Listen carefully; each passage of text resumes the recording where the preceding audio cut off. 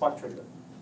Okay, that's why the trigger and the motivation is pretty much the same thing in this case, right? All right. So that's the last thing is that, well, is there a temporal convergence of these three factors? Probably yes, right? They're driving, they saw the sign, and they have the ability to slow down. There's a trigger, and there's motivation, there's ability. So it's actually a very good gamification. And they actually have tested this in and then they find that like the speed before they implemented this is actually 32, and after they implemented this is actually 25. So it worked really well. Okay. Now, so the other example is I want to talk about is this gamify store check-in with Gap. Okay.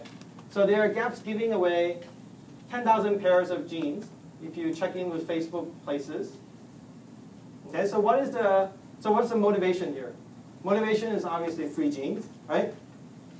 What's the ability? Do people have the ability to do this? Well, not everyone actually uses Facebook Places, right? So not very effective, but if the target audience all use Facebook Places, then sure, it's okay. Right? All right. Trigger. Is there a trigger? This is what we call a time's up trigger. This is appointment dynamic, right? It's only one day. So the desired action that they want to drive is Facebook check-in, right? Facebook Places check-in. So it's a simple appointment with no repeat and no reward for repeating and making the action. And there's also a moral hazard gameplay here. Because why?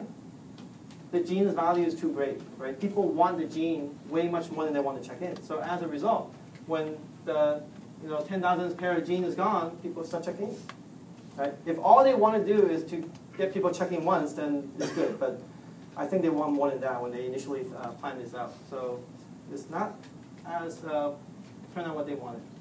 So last example, gamification of work. Okay, so in a company, there are some sales executive who failed to assign leads to their sales rep regularly.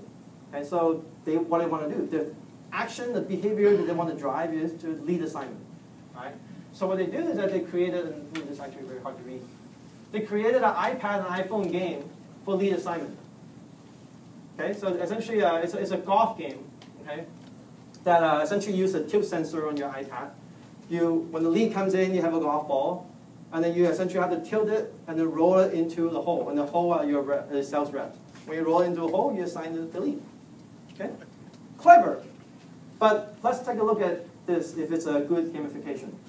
Motivation, sure, it's fun, right? Salespeople love to play golf. Good motivation. Trigger, yeah, when the lead comes in, bling, play the game, right? All right, now does it actually give you more ability? Probably not, okay? Because this actually reduces ability because why? Because now it becomes less efficient. It used to only take you probably 1 second to assign the lead, right? Now you have to roll this ball into this hole,